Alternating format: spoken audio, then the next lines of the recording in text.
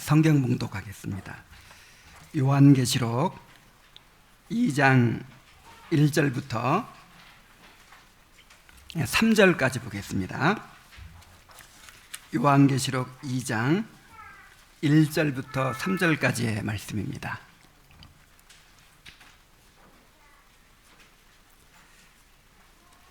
에베소 교회의 사자에게 편지하라. 오른손에 있는 7별을 붙잡고 7 금촛대 사이를 거니시는 이가 이르시되, 내가 내 행위와 수고와 인내를 알고 또 악한 자들을 용납하지 아니한 것과 자칭 사도라 하되 아닌 자들을 시험하여 그의 거짓된 것을 내가 드러낸 것과 또 내가 참고 내 이름을 위하여 견디고 게으르지 아니한 것을 아노라. 아멘. 자, 오늘부터 계시록 2, 3장에 걸쳐서 나오는 7 교회에 주시는 주님의 말씀을 살펴보게 됩니다. 각 교회에 보내는 편지들은 모두 일정한 형식을 갖고 있어요. 첫째로 예수님의 자기 묘사가 있습니다. 우리가 지난번에 살펴본 1장 12절부터 20절에 나오는 예수님에 관한 묘사들 가운데 그 교회에 주시는 메시지에 적합한 그런 모습으로 자기를 나타내십니다. 둘째로 잘한 일에 대한 칭찬과 격려가 있습니다. 셋째로 잘못한 일에 대한 책망과 회개하라는 권면이 있습니다. 그리고 넷째로 회개하지 않으면 심판하시겠다는 경고와 이기는 자들에 대한 약속이 있습니다. 물론 다 같지는 않고 칭찬만 있는 교회도 있고 책망만 받는 교회도 있어요. 7 교회는 당시 실제하던 교회들이기도 하지만 시대를 초월하여 지상에 있는 모든 교회들을 상징하기도 합니다. 그러므로 이 편지들은, 이 말씀들은 우리 교회를 위해서 주신 말씀이기도 합니다. 주님은 첫 번째로 에베소 교회의 사자에게 편지하라고 하십니다. 아마도 반모섬에서 에베소가 가장 가깝기도 하고 또한 아시아 지역의 선교 중심지였기 때문이었을 것입니다. 에베소는 아시아의 수도로서 큰 항구를 끼고 있을 뿐만 아니라 여러 도로들이 통과하여 교통과 무역의 중심지가 되었습니다. 또한 인구가 많고 상업이 발달해서 아시아의 보고로 불릴 만큼 번창했습니다. 당시 로마 제국 내에서 4대 도시 가운데 하나였어요. 이곳은 아데미 신전으로 유명한데 이 아데미 신전은 고대 7대 불가 사이에 속할 만큼 크고 웅장했습니다. 또한 도미티아누스 황제가 에베소에 자신을 숭배하는 신전을 세워서 에베소는 황제 숭배의 중심지가 되었습니다. 자, 에베소 교회가 언제 생겼습니까? 바울이 2차 전도 여행 중에 브리스길라 아굴라 부부와 함께 이 도시에서 복음을 전함으로 이 교회가 시작되었습니다. 그리고 브리스길라 아굴라 부부만 남겨두고 잠시 한 2년간 떠났다가 다시 돌아와서 3차 전도 여행 때 다시 돌아와서 3년간, 이게 바울이 이렇게 오래 머문 교회가 없어요. 고린도 교회가 1년 반인데 이 3년간 머물면서 혼신을 다해서 복음을 전하고 이 교회를 세우고 성도들을 가르쳤습니다. 바울이 떠난 후에는 바울의 제자 디모데가 사역을 했고 후에는 사도 요한이 이 교회를 목회했어요. 그러니까 에베소 교회는 정말 엄청난 교회죠. 바울이 목회하고 그 다음에 바울 다음에 아볼로가 또 있었어요. 아볼로 유명한 설교자. 그리고 디모데가 목회하고 사도 요한이 목회한 아시아 지역의 선교 중심지, 그리고 정말 말씀으로 잘 무장된 그런 교회였습니다. 자, 이 교회에 대해서 이제 주님께서 가장 먼저 말씀하시기 전에 자신을 묘사하십니다. 자, 에베소 교회는 예수님께서 자신을 어떻게 나타내십니까? 1절에 보면 오른손에 있는 7뼈를 붙잡고 7 금촛대 사이를 거니시는 이라고 말씀하십니다. 여기서 붙잡고로 번역된 크라톤이라는 말은 굳게 붙잡다라는 뜻의 동사 크라테오의 현재 분사형이에요. 그래서 굳게 붙잡고 있다, 그런 뜻입니다. 또한 1장 16절에서는 그냥 오른손에 7뼈를 있고 그랬죠. 그런데 여기서는 더욱 강한 어조로 주님께서 교회의 지도자들을 주장하고 계심을 나타내고 있습니다.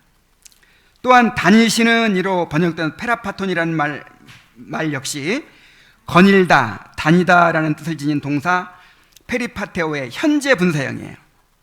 그래서 주님께서 지속적으로 함께 하시며 교회를 다스리시고 보살피신다라고 하는 것입니다. 구약시대 제사장들의 역할 중 하나는 촛대, 정확히 말하면 등대죠, 등대. 이 등대를 보살피는 것이었습니다. 제사장들은 등대를 손질하고 심지나 묵은 기름을 제거하며 신선한 기름으로 등대를 다시 채우고 꺼진 불을 다시 켰습니다.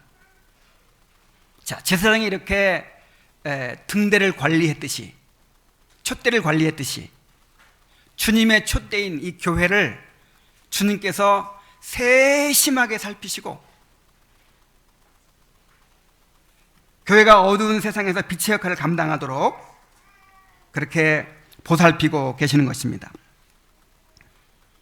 그러므로 우리가 이 사실을 항상 기억하고 교회 생활을 해야 됩니다. 지금 주님께서 에베소 교회에 뭔가 칭찬과 엄청난 책망을 하시려고 자기를 그런 모습으로 드러내는 거예요. 이 교회의 주인은 나다.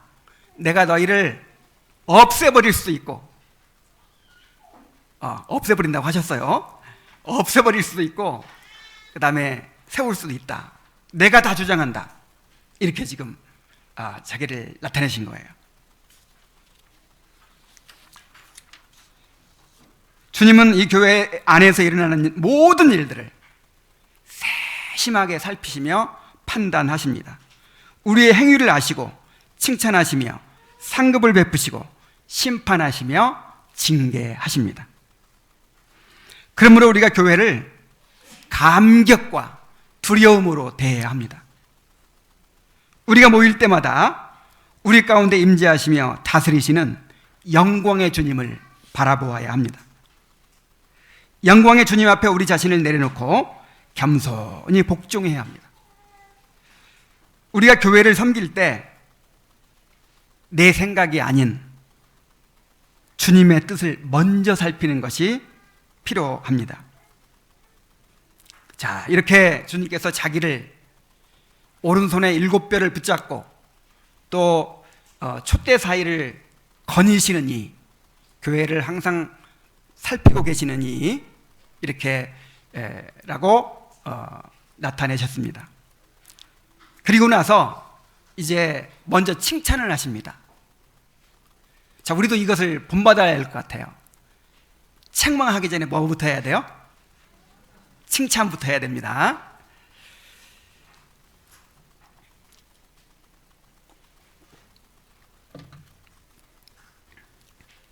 자, 먼저 내가 내 행위와 수고와 내 인내를 알고 그랬어요.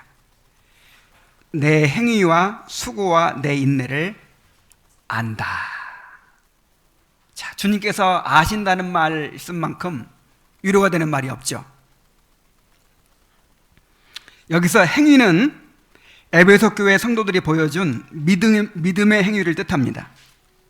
또한 수고와 인내는 이러한 믿음의 행위가 어떻게 드러났는지를 보여줍니다.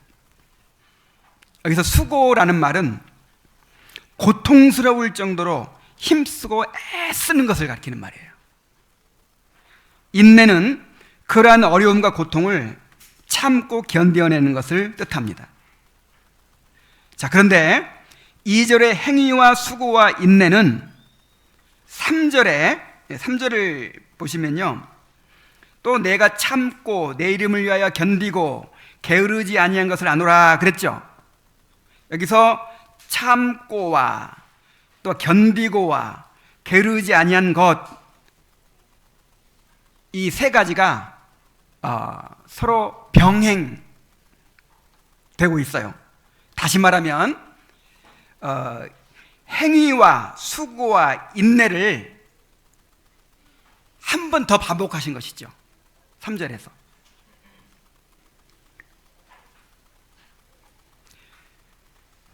먼저 인내는 참고와 연결됩니다. 이 두 단어는 헬라어로 보면 같은 단어예요. 에베소 교회가 안팎의 어려움을 잘 참고 인내하고 있는 것을 주님이 아신다는 것입니다. 다음으로 수고는 게으르지 아니한 것과 연결됩니다. 이 두 단어도 헬라어로 같은 어근을 가지고 있어요. 게으르지 아니한 것은 다른 번역 성경들에서 보면 낙심하지 않았다 이렇게 돼 있어요. 이것은 심히 수고했음에도 불구하고 지치지 않았다, 피곤하지 않았다, 그런 뜻입니다. 너무 힘들어서 그야말로 탈진을 해서 내가 다시는 이런 일을 하지 않겠다, 그러지 않았다는 거예요. 고통스러울 만큼, 탈진할 만큼 그렇게 수고하면서도 끝까지 포기하지 않은 거예요. 이게 게으르지 아니한 것의 의미입니다. 그리고 행위라는 단어는 3절에서 견디고와 연결됩니다. 여기서 견디다라는 말은 짐을 짊어지다, 옮기다라는 뜻을 가집니다. 그러므로 에베소 교회 성도들의 믿음의 행위는 주님을 위해 짊어져야 할 그 짐을 신실하게 지고 가는 것으로 나타났다는 것입니다. 자, 그런데 주님은 여기서 처음과 끝에 두 번이나 반복해서 내가 안다 이렇게 말씀하세요. 내가 안다. 네 수고와 그 다음에 행위와 수고와 인내를 내가 안다.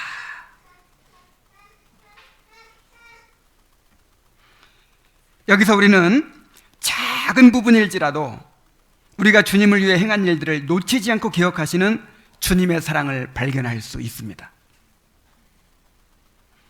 그러므로 우리가 선행에 힘써야 될 이유가 있어요. 우리 주님께서 기쁘게 받아주시기 때문입니다. 우리는 우리 자신의 전적 부패를 항상 인식하고 있죠. 그래서 우리의 최선의 행위도 죄와 오물이 묻어 있어서 그것이 주님께 받아들이기 부적합하다는 것을 압니다. 그게 사실이에요. 오히려 이웃집에서 떡 접시를 가지고 왔어요. 떡을 주면서 여기 우리 애기 똥이 좀 묻었는데 그래도 맛있게 드시라고 이렇게 주면 다시는 그 사람 상대하지 않으려고 할 거예요. 우리가 드리는 모든 것들이 다 그런 거예요. 죄와 오물이 섞여 있어서 하나님의 진노와 심판을 사기에 합당한 것입니다. 자, 그런데 어떻게 그런 선행이 주님께 기쁘게 받아들여질 수 있을까요? 그것은 행위에 대한 칭의 때문이에요. 자, 주님께서 우리를 의롭다고 하실 때 우리의 인격만 의롭다고 하시는 것이 아니라 우리의 행위도 의롭다고 하십니다. 우리의 행위에는 우리의 최선의 선행도 다 죄와 오물이 묻어 있는데 그것을 주님께 드릴 때 주님의 보혈로 씻어주시고 주님의 공로로 그것을 받아주시는 거예요. 그래서 우리가 주님께 무언가를 드릴 수 있다는 거, 우리가 주님을 위해서 어떤 일을 행할 수 있다는 거, 이거 자체가 얼마나 큰 은혜인지 몰라요. 그래서 저 마게도냐 사람들이 예루살렘을 섬기는 그 구제 헌금에 우리도 참여시켜달라고 막 그렇게 자기들은 막 가난과 환난에 시달리면서도 우리도 참여할 수 있게 해달라고 그렇게 부탁을 했죠. 근데 무슨 말을 썼어요? 이 은혜에 참여할 수 있게 해달라고. 그러니까 드리는 게 뭐예요? 은혜예요, 은혜. 우리가 드릴 수 있는 게 은혜예요. 뭔가 주님을 위해서 행할 수 있는 게 은혜예요.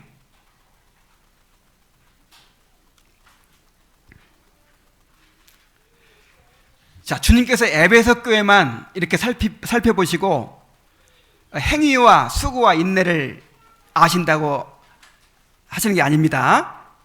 우리 주님의 교회도 그렇게 살피고 계신단 말이에요. 그래서 저는 우리 주님께서 지금 이 주님의 교회에 충만하게 임재하고 계시면서 우리들의 행위와 수고와 인내를 살피실 텐데, 자, 어떤 점을 칭찬하실까? 그렇게 한번 생각을 해봤어요. 여러분 같으면 어떤 점을 칭찬할 것이라고 생각됩니까?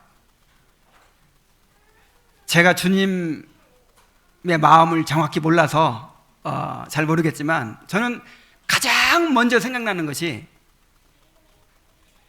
예배와 모임에 빠짐없이 참여하는 사람들. 나는 이분들이 너무 귀하게 여겨집니다. 교회는 뭐니 해도 모임이에요, 모임. 모여야 뭐가 돼요? 목사가 말씀을 선포하는 것도 듣는 회중이 있어야 이 선포가 되는 것이지, 그리고 잘 들어줘야 또 말씀이 잘 나오는 것이지, 목사 혼자서 말씀이 선포될 수 없어요. 그런데 그 코로나 시국에도 변함없이 모든 모임에 다 가족들을 데리고 참여하는 분들이 있어요. 직장 끝나고 돌아와서 얼마나 집에 가서 쉬고 싶겠어요. 이런 분들이 있기 때문에 예배와 모임이 유지될 수 있었고 말씀이 풍성히 선포될 수 있었습니다. 난 주님이 맨 먼저 이분들을 칭찬하실 것이라고 생각해요. 내가 안다. 자, 그 다음에 또 어떤 면을 칭찬할 거라고 생각합니까?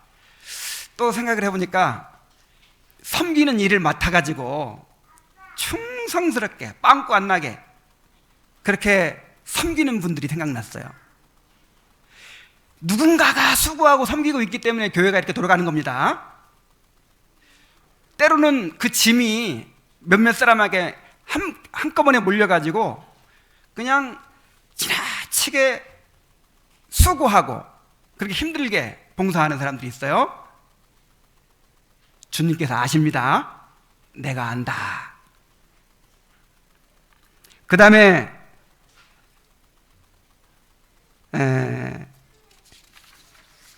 교회에서 보이지 않게 이렇게 사랑을 실천하는 분들이 있어요. 다른 성도들을 멀리까지 찾아가서 교제하고 또 집으로 초대하여 섬기는 분들, 또 새가족들을 돌아보고 어려운 사람들을 돌아보고 위로하는 분들. 저는 이런 소식을 들을 때마다 내가 대접받은 것처럼 얼마나 마음에 위안이 되고 기쁨이 되었는지 모릅니다. 병으로 휴양 중인 목사를 찾아와서 위로하고 하나님을 바라보도록 격려하고 물질로 섬겨주신 그런 분들이 있어요. 주님이 그분들의 사랑과 수고와 희생을 아십니다. 알아주십니다. 그리고 또 코로나의 담임 목사의 유고로 교회가 무너질 것 같은 상황 속에서, 위기 상황 속에서 우리 집사님들의 역할이 정말 컸어요.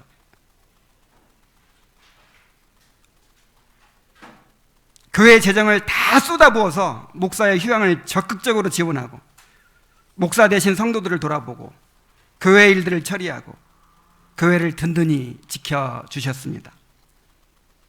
그 과정에서 얼마나 수고가 많고 또 마음고생이 많았겠어요. 그 수고와 인내를 우리 주님이 알아주실 것입니다. 그리고 지난 2년간 코로나의 담임 목사의 부재에도 불구하고 아무 불평 없이 자신의 자리를 지키고 교회를 신실하게 섬기면서 기다려주신 우리 성도들에게 정말 눈물겹도록 고마움을 느끼고 있습니다.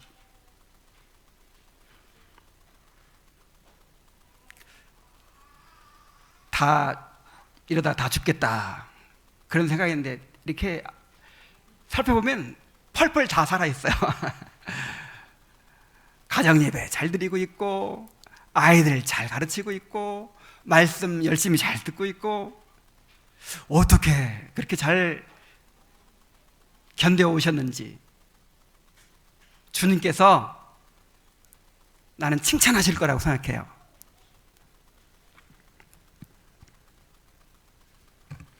자, 그런데 한편으로 우리 자신을 돌아볼 필요도 있습니다. 이 말씀에 비추어서 내가 과연 고통스러울 정도로 교회를 위해 수고해 본 적이 있는지, 주님의 몸된 교회를 위해서 무거운 짐을 지고 오래도록 견뎌본 적이 있는지, 탈진하도록 수고했음에도 불구하고 포기하지 않고 그 자리를 지켜본 적이 있는지 한번 돌아봐야 합니다. 만약 그런 경험이 없다면 이것은 정말 주님 앞에서 부끄러운 일입니다.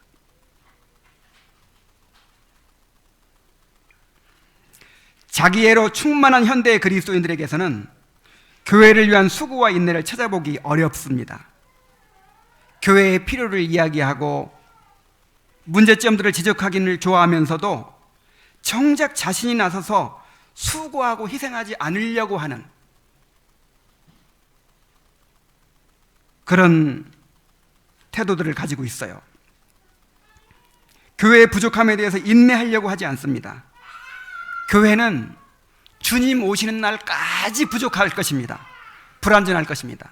항상 자리는 부족하고 재정은 부족하고 뭔가 있어야 할 것이 없고, 이건 주님 오시는 날까지 그렇게 그럴 거예요. 그래서 이것이 진리의 문제가 아니라면 하나님의 섭리로 받아들여야 됩니다. 그것 때문에 내 신앙이 손해볼 것이다, 그렇게 잘 갖춰진 데서는 내가 신앙이 성장할 텐데 그게 없어서 내가 신앙이 성장하지 못한다, 이런 건 없는 거예요. 누가 지금 이 교회를 다스리고 계세요? 우리 주님께서 다스리고 계시잖아요.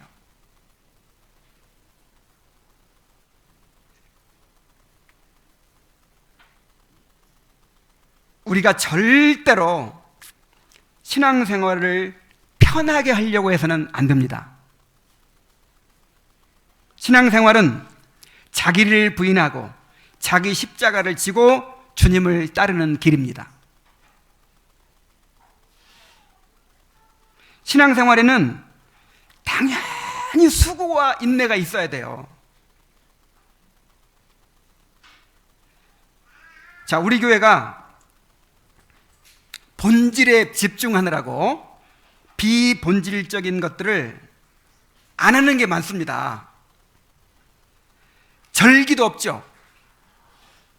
행사도 없죠. 주일학교도 없죠. 물론 이제 뭐 부모들이 이렇게 가르치는 모임이 있긴 하지만 성가대도 없죠. 뭐 여러 가지 프로그램들 없어요. 그렇다 보니까 뭔가를 안 한다는 것으로 우리는 개혁교회야, 이런 생각을 가지게 될까 봐 두려워요. 아직까지 그런 분들이 없다고 생각하지만 뭔가를 안 하는 게 개혁교회가 아니에요. 본질적이고 중요한 것들을 열심히 하는 교회가 진짜 개혁교회예요.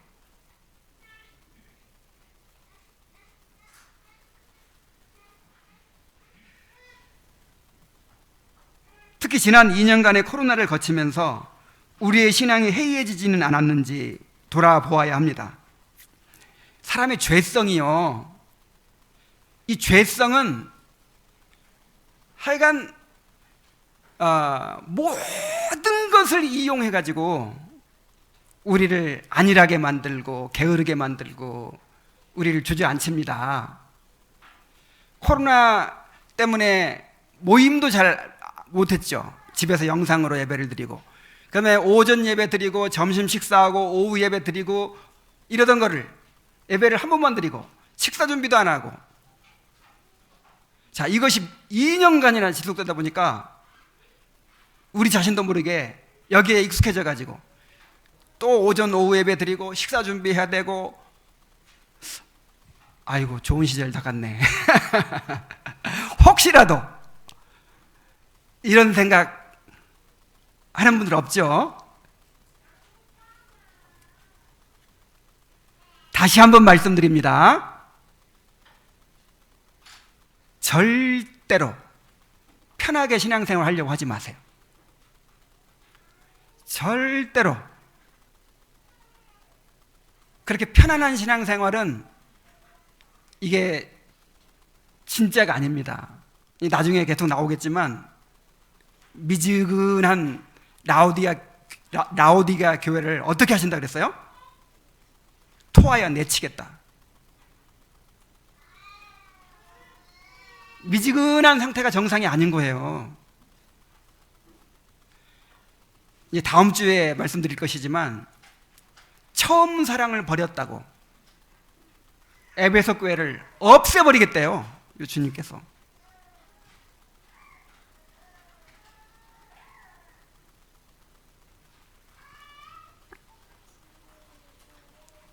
자, 편안하게 신앙생활하는 것이 이게 정상이 아닙니다.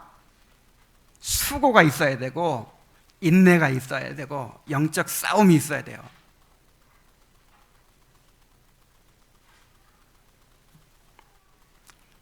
예배와 모임에 적극적으로 참여하고 성도의 교제에 힘쓰고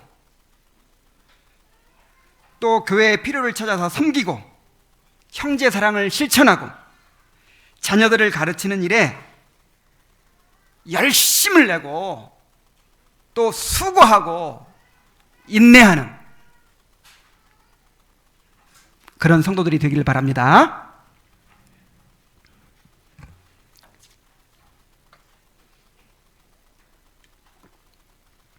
자, 그렇다면 에베소 교회 성도들의 수고와 인내는 구체적으로 어떤 것이었습니까?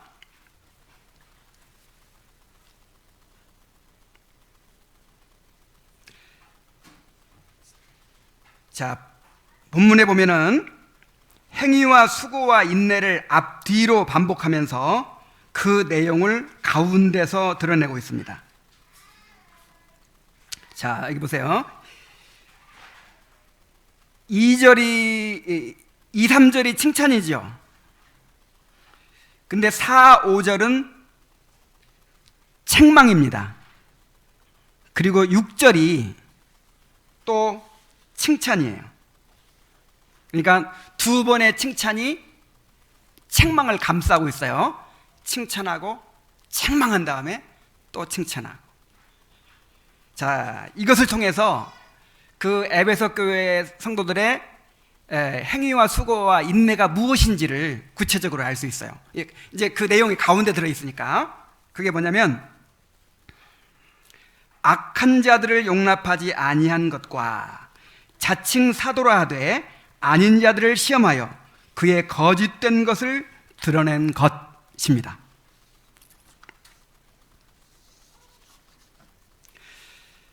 자, 사도 요한 당시에 교회를 어지럽히는 가장 심각한 문제는 바로 거짓 교사들의 다른 복음이었습니다. 자, 그 당시는 오늘날과 같이 신학교를 통해서 목사를 배출하는 시대가 아니에요. 그리고 지금처럼 담임 목사가 10년, 20년 아니면 평생 이렇게 목회하는 시대가 아니었어요. 그때는 길어야 몇 년 이렇게 말씀을 가르치고 그 다음에 이제 성도 가운데 은사가 있는 사람, 이 목사의 은사가 있는 사람을 안수하고 세워놓고는 다른 곳으로 또 이제 말씀 전하러 가는 거예요. 그리고 그마저도 없는 교회들이 많았어요. 순회 설교자들에 의해서 말씀을 공급받는 그런 교회들이 많았습니다. 그러다 보니까 교회가 이단이라든지 거짓 교사들의 가르침에 미혹되어서 흔들리는 경우가 많았습니다. 사도 바울이 갈라디아 지방에 복음을 전해서 교회가 세워졌지만 바울이 떠난 뒤에 이 유대주의자들이 와가지고 나도 예수님께 보냄받은 사람입니다 하고 와가지고 이 잘못된 복음, 다른 복음을 막 가르친 거예요. 그래서 교회가 무너질 뻔했어요. 바울이 갈라디아서를 써서 그 잘못된 부분들을 이제 바로잡도록 그렇게 했던 것을 우리가 압니다. 이것은 비단 갈라디아 교회들만의 문제가 아니었습니다. 사도 요한이 지금 반모섬에서 유배 생활을 하고 있는 1세기 말로 가면 점점 더 다양한 이단적 가르침들이 나타나기 시작했고 교회들은 언제나 이 진리의 싸움을 피할 수가 없었습니다. 사도 요한은 요한 2서에서 미혹하는 자가 세상에 많이 나왔나니 누구든지 이 교훈을 가지지 않고 너희에게 나아가거든 그를 집에 들이지도 말고 인사도 하지 말라라고 경고하고 있습니다. 자, 이 예수님께서 이 교회에 당부하신 중요한 명령 중에 하나가 뭐냐면 나그네 대접이에요. 이 나그네를 잘 대접하라는 말이 무슨 말이냐면 바로 이제 주님께서 보내신 사도들이 그리고 복음 전도자들이 이제 각 곳으로 이렇게 가서 복음을 전할 텐데 그 사람들을 잘 대접하라는 거예요. 집에 잘 이렇게 영접해가지고 식사도 대접하고 숙식을 제공하고 그 다음에 여행비도 주고 그러면서 이제 그런 사람들에게 말씀을 듣는 거죠. 나그네 대접이 초대교회에서는 굉장히 중요한 미덕이었어요. 그러니까 이 성도들은 항상 나그네 대접할 준비가 돼 있는 거죠. 근데 유명한 사도들의 추천서를 가지고 와서 이렇게 나 베드로와 동문서와 가던 사람입니다. 이렇게 이런 식으로 이제 그 추천서를 가지고 와가지고 방문하면 얼마나 반갑게 영접하겠어요. 이제 영접해 드리면 그 사람이 말씀을 전해주는데 이걸 이용해가지고 그 부당한 이득을 취하려고 이렇게 돌아다니는 거짓 교사들이 많았단 말이에요. 그래서 너희들이 잘 분별해야 된다. 그래서 예수님이 가르치신 교훈, 사도들이 전해준 교훈과 조금이라도 다르면 어떻게 하지 말아라? 집에 들이지 말아라. 그리고 그런 사람들하고는 인사조차 하지 말아라. 야, 그러려면 얼마나 이렇게 말씀으로 무장이 잘 돼야 되겠습니까? 교리문답을 잘 배워야 목사님 설교를 들으면서 이게 성경에 부합한 설교인지 아닌지 이렇게 분별할 수 있죠. 여러분들 그렇게 분별력이 있어야 됩니다.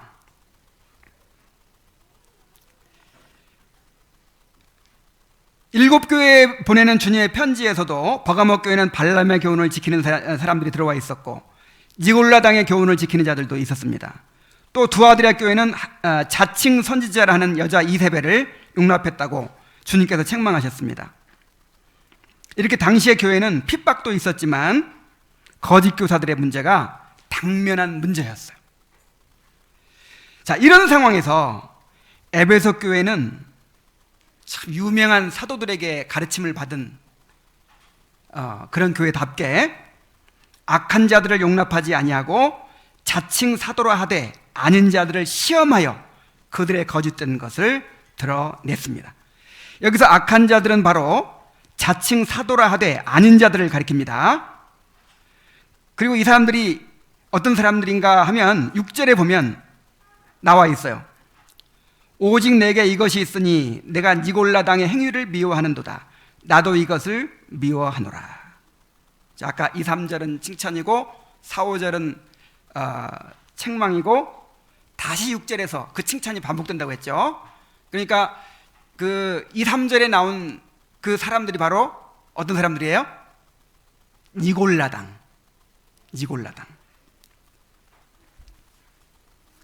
자, 니골라당은 어떤 사람들일까요? 흔히 사도행전 6장에 나오는 7 집사 중 니골라가 만든 이단이라고 하는데 정확한 근거가 없습니다. 다만 계시록 2장 14절로 15절에 보면 니골라당은 발람의 교훈과 관련되어 있다는 것을 알 수 있어요. 읽어봅시다. 그러나 내게 두어 가지 책망할 것이 있나니 거기 내게 발람의 교훈을 지키는 자들이 있도다. 발람이 발락을 가르쳐 이스라엘 자손 앞에서 걸림돌을 놓아 우상의 제물을 먹게 하였고 또 행음하게 하였느니라. 이와 같이 내게도 니골라당의 교훈을 지키는 자들이 있도다. 자, 이와 같이 그랬으니까 이 발람이 하나님의 선지자인데 모압 왕 발락에게 매수돼 가지고 이스라엘 백성을 저주하려고 했잖아요. 근데 저주하려고 하면 뭐가 나와요? 축복이 나와버려. 저주하려고 하면 축복이 나와버리고 3번이나 이렇게 하니까 발락이 실망해가지고 내가 당신을 돈도 많이 주고 높여주려고 했는데 자꾸 그렇게 하니까 이제는 볼일 없어 하고 가버렸어요. 그러니까 이 발람이 그 돈 욕심이 나잖아요. 그래가지고 나중에 발락을 찾아갔어요. 찾아가가지고 나 이스라엘 백성들 망하게 하는 방법 내가 압니다. 이 우상의 축제 때 이스라엘 사람들을 초청하십시오. 그래가지고 그 이스라엘 남자들을 이제 초청한 거예요. 그 우상 신전에서 막 축제를 벌일 때. 근데 우상의 신전에 축제를 벌일 때는 꼭 뭐가 따르죠? 음행이 따르죠. 음행. 그 신전에 속한 창기들이 있어요. 그래가지고 그렇게 성행위를 하는 것이 신을 이제 예배하는 거예요. 이 에베소에도 그 아데미 여신에 2,000명의 창기가 있었다고 합니다. 근데 이스라엘 사람들이 먹고 마시고 하여간 즐겁게 하나님께 예배 드리는 거는 너무 엄숙하고 그냥 잘못하면 죽고 재미가 없어요. 떡도 무슨 떡 먹어요? 무교병을 먹어요. 근데 그 우상의 축제 가보니까 그냥 CCM 부르고, 아니 그건 아니고 흥겨운 노래 부르고 건포도 떡을 먹고 그 다음에 뭐까지 있어요? 미인들까지 있어. 그러니까 거기에 넘어가가지고 우상에게도 참여하고 음행도 버리고 그래가지고 하나님의 진노라서 24,000명이 죽었어요. 자, 그게 누구의 교훈? 발람의 교훈. 근데 그 발람의 교훈과 닮은 교훈을 가르치는 사람들이 누구예요? 니골라당. 그래서 니골라라는 이름을 헬라어로 백성을 정복하는 자, 백성을 삼키는 자라는 뜻인데, 이 발람도 똑같이 히브리어로 백성을 정복하는 자, 백성을 삼키는 자라는 뜻입니다. 또 20절에 보면 발람의 교훈은 자칭 선지자 이세벨의 교훈과 관련이 됩니다. 그러나 내게 책망할 일이 있노라. 자칭 선지자라 하는 여자 이세벨을 내가 용납함이니 그가 내 종도를 가르쳐 꾀어 행음하게 하고 우상의 재물을 먹게 하는도다. 자, 그러므로 니골라당의 가르침은 발람과 이세벨과 같은 자들이 자행했던 우상숭배와 음행과 관련된 것이라고 짐작할 수 있습니다. 이 에베소라는 도시가 황제 숭배를 비롯한 각종 우상숭배가 성행하고 또 아데미 신전에 그 2,000명이나 되는 그 창기들이 있고 이런 것들을 감안한다면 니골라당은 교회 안에 이러한 행위들을 교묘하게 들여온 그런 사람들이었다고 우리가 짐작할 수 있습니다. 특히 이들을 자칭 사도라 하는 자들이라고 한 것은 그들이 우상숭배와 같은 그 음행과 같은 이교적 행위를 성경의 진리와 혼합시키려는 자들이었다고 볼 수 있어요. 자, 일제시대 때 신사참배가 있었죠. 근데 신사참배를 앞장선 사람들이 이게 성경에는 틀린 것이지만 우리가 살기 위해서 하자 그런 식으로 얘기했을까요? 성경에 보면 권세자들에게 순종하라고 했다. 이것은 우상숭배가 아니고 국민 의례다. 이렇게 총회장님이 이렇게 교단 지도자들이 그렇게 가르쳤어요. 그러니까 다 할 수밖에 없죠. 이것처럼 그냥 내가 여호와의 증인인데 내가 신천지인데 이렇게 하시오. 그럼 누가 듣겠어요? 자칭 뭐라고 해요? 사도. 자칭 사도라고 하면서 성경 말씀을 근거를 들이밀면서 그렇게 이제 이것은 문화야, 문화. 우리가 세상 속에 스며들어야지. 어떻게 세상과 분리할 수가 있겠어? 그러면서 성경 말씀의 근거를 들어서 교묘하게 우상의 제물을 먹게 하고 행음하게 하고. 차라리 외부에 있는 이단들은 분별하기가 쉽죠. 그런데 이런 사람들은 정말 분별하기가 어려운 거예요. 고린도후서 11장 13절로 15절에 보면은 저런 사람들은 거짓 사도요 괴휼의 역군이니 자기를 그리스도의 사도로 가장하는 자들이니라. 이것이 이상한 일이 아니라 사탄도 자기를 광명의 천사로 가장하나니 그러므로 사탄의 일꾼들도 자기를 의의 일꾼으로 가장하는 것이 또한 큰 일이 아니라 저희의 결국은 그 행위대로 되리라. 이야, 사탄이 자기를 광명의 천사로 가장하고 나타난다잖아요. 사탄의 일꾼들도 자기를 의의 일꾼으로 가장하고 나타난다고 하잖아요. 그런데 에베소 교회는 이러한 사람들을 시험해서 거짓된 자들이라는 사실을 드러냈습니다. 그리고 오랜 시간 동안 지난한 진리의 싸움을 통해서 그런 사람들을 교회 밖으로 쫓아내고 교회의 순수성을 지켜냈습니다. 이러한 과정에서 얼마나 많은 수고와 인내가 필요했겠습니까? 순진한 사람들은 그냥 아이고 은혜로운 말씀이라고 다 좋아하는데 앞장서 가지고 이건 성경에 옳지 않은 거다 하고 막 반대하고 나서고 이런 일이 쉬웠겠어요? 수고와 인내라고 했으니까 얼마나 오랫동안 그렇게 진리의 싸움을 싸웠겠냔 말이에요. 근데 주님이 그것을 내가 안다 이렇게 하시면서 칭찬하고 계시는 것입니다. 자, 오늘날의 교회는 어떻습니까? 환난과 박해가 없는 오늘날에는 이러한 진리의 싸움이 훨씬 더 중요해졌습니다. 오늘날 헤아릴 수 없이 많은 이단들이 있습니다.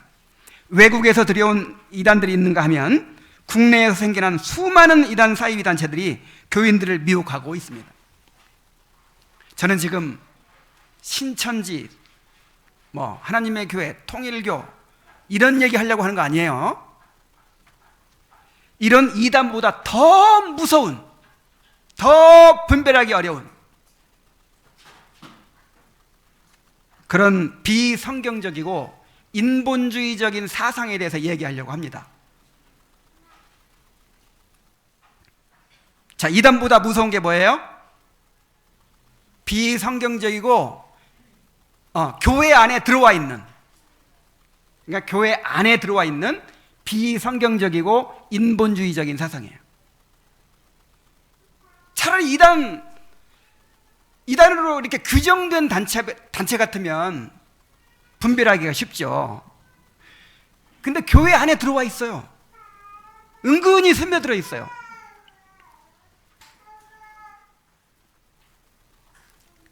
지금 한국교회 안에는 신령한 목사를 의지해서 현세적인 복을 얻고자 하는 무속적 기복주의가 자리 잡고 있습니다. 불교가 들어오기 전에, 유교가 들어오기 전에 우리나라 사람들의 그 마음 밑바탕에 있던 종교의식이 뭐냐면 무속적 기복주의예요. 이 영험한 사람, 이제 무당이면 무당이고, 그런 영험한 사람을 의존해서 현세적인 복을 얻고자 하는 거예요. 근데 이게 얼마나 강한지, 불교가 들어와도 기복 신앙을 만들어버리고, 천주교가 들어와도 그걸 기복 신앙으로 만들어버리고, 기독교가 들어와도 그걸 기복 신앙으로 만들어버려요. 여러분, 불교가 무슨 세상에 복 받고 하는 그런 종교입니까? 근데 불교 믿는 사람 보세요. 기도하는 거 보세요. 전부 이 생의 복을, 뭐 수능 100일 기도회, 그 불교도 기도하는 거 내가 유심히 들어봤더니 교인들 기도하고 똑같더라고요. 우리 아들 시험 붙게 해주시고, 우리 남편 승진하게 해주시고, 뭐 하게 해주시고, 뭐 하게 해주시고. 이게 이제 뭡니까? 대상만 바뀐 거죠. 영험한 신령한 목사, 축복기도 받고 안수기도 받고, 그래서 이제 복을 받겠다는 것이죠. 또 예수님을 믿는 사람은 건강하고 부자가 된다고 주장하는 번영신학. 이런 게 한국 교회를 지배하고 있어요. 긍정의 힘, 잘 되는 나, 그다음에 뭐더라? 왕의 재정?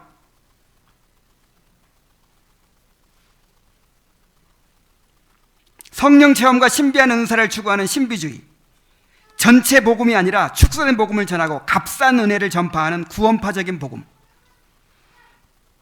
모든 질병과 문제들의 원인을 귀신으로 돌리고 축사를 향하는 귀신론, 복음의 행위를 교묘하게 섞어서 전하는 신율법주의, 하나님의 주권보다 인간의 의지를 강조하는 알미니안주의, 내가 믿고 생각하고 바라보는 대로 이루어진다라고 가르치는 뉴에이지 사상, 신구약을 분리하고 교회의 휴거, 7년 환란, 유대인의 천년왕국을 주장하는 세대주의, 성경의 창조론의 진화론을 뒤섞어 가르치는 유신진화론, 믿음으로 의롭다함을 받았지만 최후 심판 때 그동안 살아온 행위로 최종적인 칭의를 받는다고 주장하는 바울의 사관점 주의자,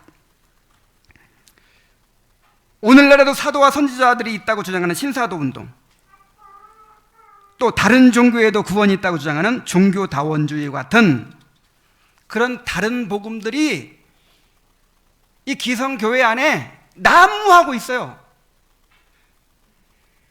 그래서 똑같이 앉아서 예배를 드리지만 다 신앙관이 달라. 이 사람은 신비주의, 은사주의, 기복신앙, 번영신학, 세대주의자, 알미니안주의자. 자, 교회가 왜 이렇게 되어 있을까요? 주님이 세우신 교회 질서를 사람 마음대로 바꾸었기 때문입니다. 성경에는 설교는 어떻게 하고 예배는 어떻게 드리고 교회의 정치는 어떻게 하라는 말씀이 분명히 있어요. 그리고 그 말씀들을 다르게 해석할까 봐 우리 신앙의 선배들이 신앙 고백과 요리문답으로 정리해 놓았습니다. 그래서 목사가 되려면, 적어도 장로교 목사가 되려면 나는 웨스트민스터 신앙 고백서대로 믿고 순종하겠습니다, 따르겠습니다, 그렇게 성도들을 가르치겠습니다 하고 서약을 해야 장로교 목사가 되는 거예요. 자, 그런데 그렇게 해놓고 그대로 해요, 안 해요? 가르치지도 않아요.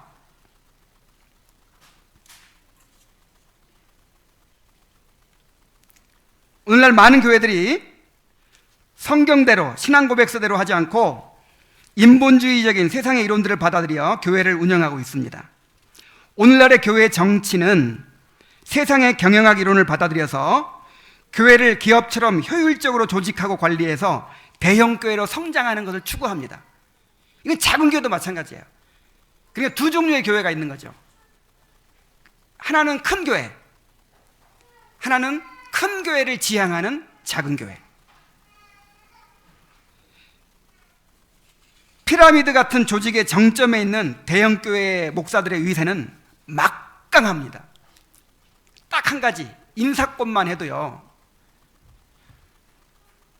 수십 명, 수백 명의 목사들을 거느리고, 목사들의 인사권이 있어요. 전도사들 채용하고 해임하고 마음대로 할 수 있어요. 여러분, 이 성경에 그렇게 되어 있습니까? 목사는 목사 위에 목사 없고 목사 밑에 목사 없는 거예요. 그리고 목사는 반드시 성도들이 뽑는 거예요. 장로도 그렇고 집사도 그렇고. 근데 청빙할 때 성도들이 청빙을 하는 거예요. 근데 누구 마음대로 해요? 그걸 가리켜서 교황제라고 하는 거예요. 감독제라고 하는 거예요. 그래서 카톨릭의 교황을 비난하잖아요. 그런 사람들은 뭐라고 하느냐면 카톨릭은 교황이 한 명인데 개신교회에는 헤아릴 수 없이 많은 교황들이 있다. 또한 교회가 기업의 마케팅 이론을 받아들여서 고객을 유치하는 기업처럼 어떻게 하면 종교적 서비스를 제공해서 사람들을 교회로 끌어들일 수 있을까를 연구합니다. 교회의 성장학, 이런 해괴한 학문이 등장했어요. 자, 그래서 경쟁적으로 교인들을 막 버스 대절하고 막 온갖 혜택들로 다 이렇게 유인을 하다 보니까 이제 오늘날의 교인들도 고객 마인드를 가지고 있어요. 고객은 왕이다. 그래가지고 교회 쇼핑을 하고 교회의 다스림을 받아서, 치리를 받아서 신앙생활을 하려고 하지 않고, 왜 이 교회 왜 서비스가 이래? 더 좋은 서비스를 제공하는 다른 교회 가는 거예요.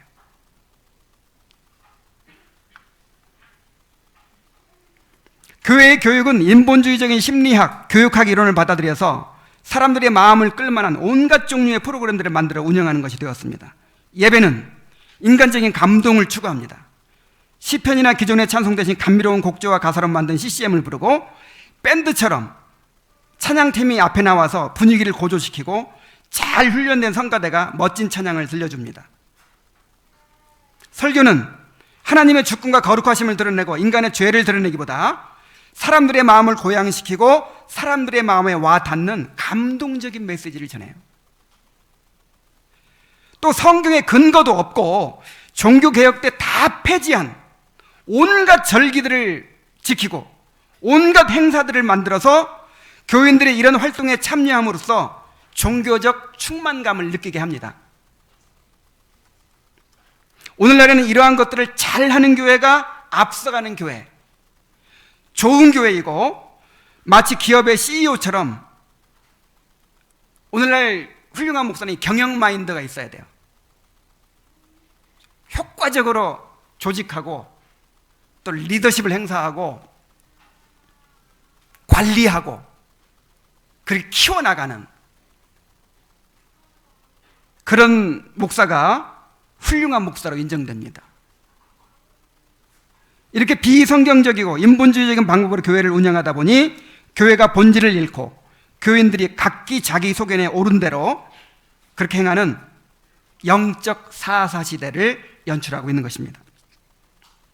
문제는 이런 것들을 모두 성경의 근거를 가지고 시행하기 때문에 내 영혼이 잘되고, 그 다음에 뭐죠? 사랑하는 자여, 내 영혼이 잘된 같이 범사가 잘되고 강건하기를 간구하노라. 야, 하나님께서 이렇게 약속하셨다는 거예요. 영혼만 잘되면 범사가 잘되고 건강해진다. 성경에 근거가 있어요, 없어요? 그러니까 그 사람들 주장이 있는 거잖아요. 그리고 아무것도 모르는 성도들은, 교리문답을 안 배운 성도들은 분별할 수 있어요, 없어요? 없죠. 어떻게 전문가를 능가하겠어요? 그리고 인본주의가 뭡니까? 인본주의, 휴머니즘. 정말 너무 좋은 거예요. 그게 인간적이란 말이잖아요. 인간을 중심에 놓는 거잖아요. 이 신본주의, 하나님을 중심에 놓고 말씀을 가르친다든지 뭔가를 하면 이건 인간 본성에 안 맞아요. 그래서 사람들이 좋아할 수가 없게 돼 있어요. 거부감이 들게 돼 있어요. 택한 자들만 그것을 이렇게 좋아하고 받아들이지. 원래 성경의 복음은 거부감을 일으키고 미움받게 돼 있습니다. 그래서 모든 사람들로부터 환영받는 건 이건 절대 성경적인 것이 아니에요. 근데 그거를 살짝 방향을 바꿔가지고 사람을 중심에 놓고 가르치면 너무 감동적인 거예요. 너무 좋은 거예요. 하나님은 크고 두려우신 하나님이시고 죄에 대해 진노하시는 하나님이십니다. 당신은 심판받고 저주받아야 할 죄인입니다. 그거 하고 하나님은 당신을 사랑하십니다. 당신은 사랑받기 위해 태어난 사람입니다. 자, 어떻게 전하는 게 사람들에게 환영받겠어요?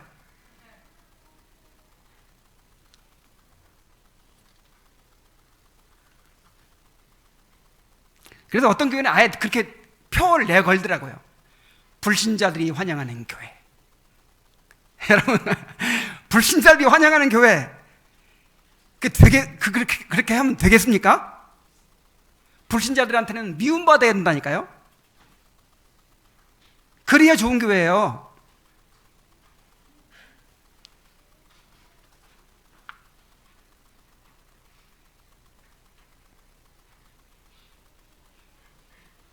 자, 그런데 멀리서까지 개혁교회를 찾아오시는 분들을 보면 정말 너무 놀라워요.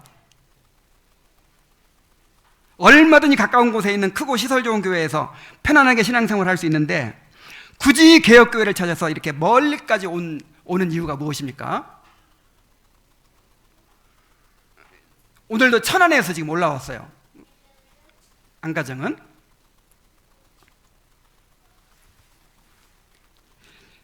자, 도대체 개혁신앙이란 무엇입니까? 간단히 요약하면 오직 성경, 오직 믿음, 오직 은혜, 오직 그리스도, 오직 하나님의 영광. 여기서 오직이 중요합니다. 이 5가지 원리가 설교에, 예배에, 교회 운영에, 성도의 삶에 배어 나오도록 하는 것이 개혁주의입니다. 개혁신앙입니다. 또 달리 표현하면 교회 안에 있는 모든 비본질적 요소들을 제거하고 교회의 표지인, 참교회의 표지인 말씀과 성례와 권징이 분명하게 드러나는 그런 교회가 되고자 하는 거예요. 그런데 오늘날 성경을 문자 그대로 믿지 않는 자유주의 교회를 제외하고, 이 자유주의 이거는 아예 그냥 뭐 성경을 안 믿으니까 이건 제외하고, 성경을 문자 그대로 믿는 이 보수적인 교회들 가운데 대부분의 교회가 세상과 타협적인 복음주의를 지향하고 있습니다. 무슨 주의? 복음주의. 복음주의가 좋은 거예요, 나쁜 거예요? 원래는 종교개혁을 통해서 나온 개신교를 복음주의라 그랬어요. 칼빈도 복음주의고 루터도 복음주의고. 자, 그런데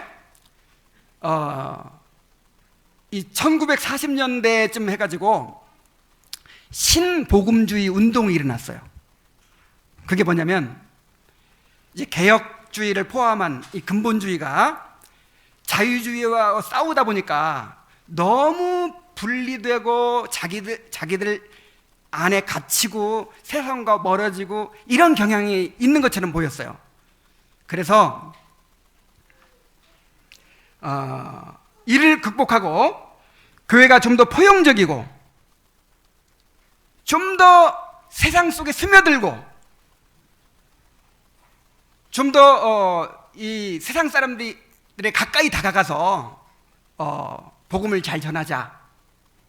자, 이런 취지로 시작된 것이 신복음주의입니다. 이 풀러 신학교를 세운 해롤드 오켄가, 또 이 CCC를 창설한 빌 브라이트, 그리고 유명한 전도자 빌리 그레이엄, 이런 사람들이 이제 주도한 운동인데, 교파도 초월하고 사회운동에도 앞장서고 세상의 문화와 조화를 이루고 현대인들에게 맞게 복음을 전하고자 했어요. 취지가 좋죠. 그러나 이렇게 포용적이고 타협적이다 보니 점점 신학과 교리를 소홀히 하게 되고 사람들의 구미에 맞는 메시지를 전하게 되고 사람들이 좋아할 만한 형식으로 예배를 드리고 효율성을 추구하는 교회 조직을 갖게 되었습니다. 그리고 1970년대부터는 이러한 신복음주의를 이제 신자를 떼버리고 이게 복음주의다, 그렇게 부르게 됐어요. 그래서 옛날 복음주의하고 지금 복음주의하고 구별을 해야 됩니다. 여기에는 17세기 독일의 루터파에서 일어난 경건주의, 시작은 좋았지만 이 경건주의도 교리를 무시하고 신학을 무시하면서 나중에 신비주의로 빠지고 이렇게 엇나가게 됐어요. 그 다음에 18세기 미국에서 일어난 인위적인 부흥운동인 제2차 각성운동. 자, 제1차 각성운동은 조지 휘필드라든지 조나단 에드워즈라든지 이런 분들이 주도한 그야말로 진짜 부흥이었어요. 이거 뭐 그렇게 일으키려고 한 것이 아니고 그냥 하나님의 선택 교리를 가르치고 칭의 교리를 가르치고 그렇게 말씀을 가르치는데 성령이 역사해가지고 엄청난 놀라운 일들이 막 일어나는 거예요. 근데 제2차 이제 대각성 운동은 찰스 피니 같은 분들이 주도를 했는데, 이거는 부흥을 인간이 만들어내려고 노력한 거예요, 인위적으로. 그러니까 인간이 부흥이 일어날 만한 조건을 갖추면 부흥이 일어난다. 여러분, 부흥은 하나님의 주권입니다. 이건 사람이 만들어낼 수 없어요. 나중에도 얘기하겠지만 심령대 부흥회 이런 것처럼 이건 인본주의적인 것이 없어요. 아니, 내 마음대로 성령을 불러내. 그래서 그 제2차 각성운동 때는 이제 요즘 나온 것들이 막 그때 많이 시작됐어요. 이렇게 막 찬송도 막 열광적으로 부르게 만들고, 그 다음에 또 이 설교도 굉장히 자극적이고 막 감정을 움직이는 그런 설교를 하고, 그 다음에 예수님 영접할 사람 나오시오 해가지고 이렇게 막 손들고 나오게 만들고, 이런 것들이 다 그때 시작됐어요. 이런 제2차 각성운동의 그 영향들이, 그 다음에 또 한 가지, 20세기 초에 미국에서 오순절 운동이 일어났어요. 순복음교회죠, 순복음교회. 그 영향, 그런 영향들이 다 짬뽕이 돼 있어요. 어디 안에? 복음주의 안에. 오늘날 개혁교회는 쇠퇴하고 있는 가운데 대부분의 교회들이 복음주의를 표방하고 있습니다. 한국이나 세계적으로 크고 유명한 교회들을 보면 다 복음주의 교회들이에요. 원래 장로교는 개혁교회 중에서도 가장 개혁된 교회가 장로교회예요. 그런데 오늘날 대부분의 장로교회가 자유주의 아니면 복음주의 교회들이에요. 말은 그냥 개혁주의라고 말해도 실상 가보면 아니에요.